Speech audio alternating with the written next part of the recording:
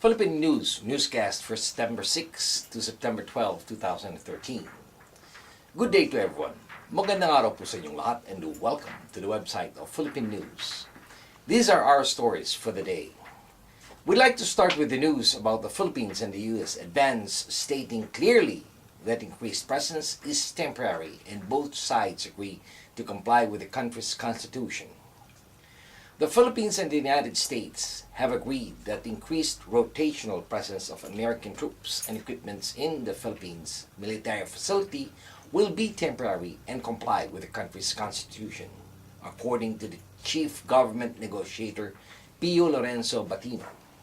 In their second round of negotiations at the U.S. Department of Defense in the Pentagon, both sides also agreed that the joint exercise and activities under a framework agreement will require the approval of the Philippines and will be mutually beneficial to the individual and collective defense capabilities of the two countries in the furtherance of Article 2 of the Mutual Defense Treaty. Both the Philippines and the U.S. panels share the understanding that American troops will not establish a permanent military presence in the Philippines. The agreed minutes released by the panel said that all the access to and the use of military facilities and areas by the U.S. will be at the invitation of the Philippine government. The Philippines and the United States began the negotiations last October 14 on a framework agreed by the IRP, an arrangement that will help the country achieve a minimum credible defense amidst territorial threats and bolster plans to modernize the Philippine Armed Forces. Next in line is a news about China building on the Philippine show. This news report by Cecil Morella. The Philippines accused China last September 3rd of laying concrete blocks on a small group of reefy and rocky outcrops within its territory, the latest escalation in a hostile maritime dispute.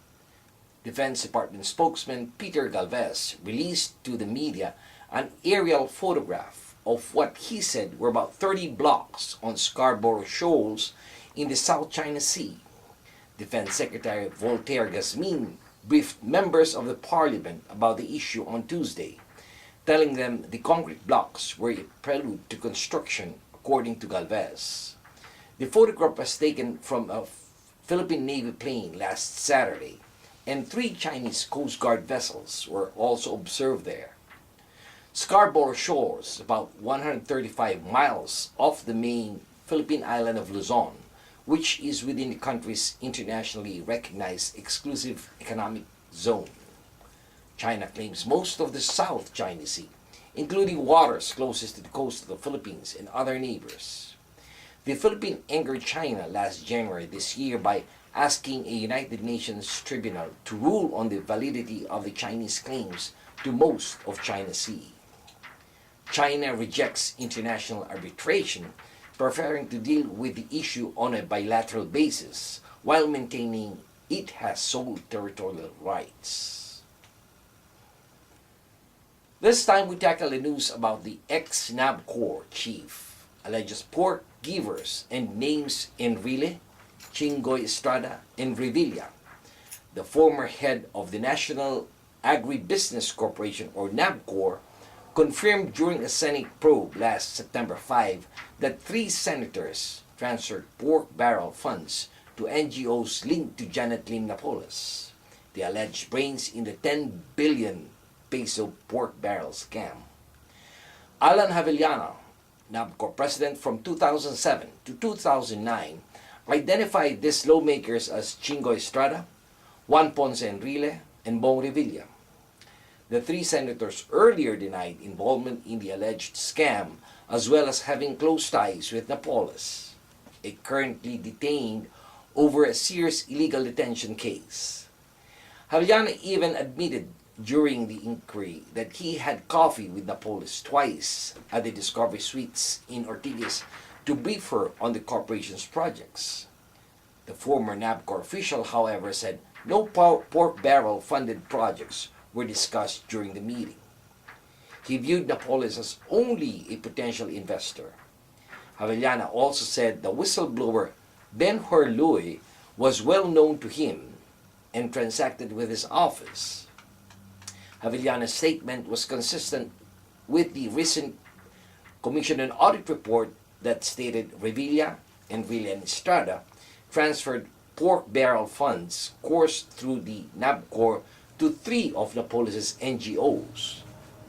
Rhoda Mendoza, former NABCOR Vice President for Administration and Finance, was also called to the inquiry from the Senate gallery to corroborate Javellana's testimony.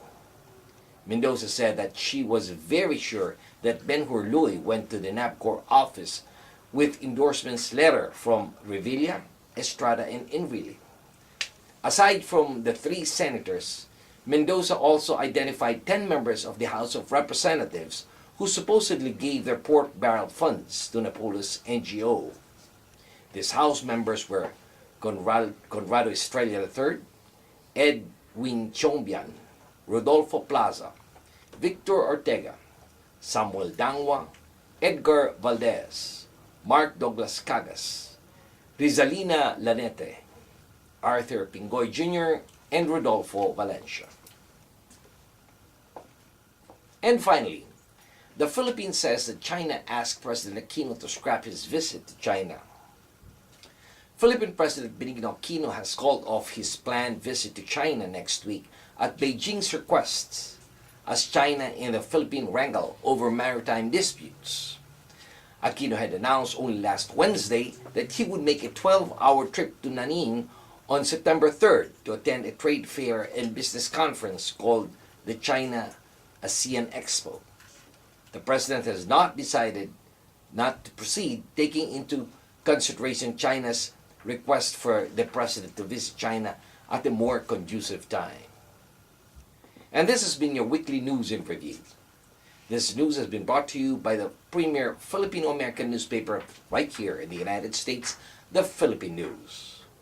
On behalf of the management and staff of the Philippine News, this is David Rodriguez signing off and thanking everyone for watching. Maraming salamat po. Have a wonderful weekend. Mabuhay po sa inyong lahat.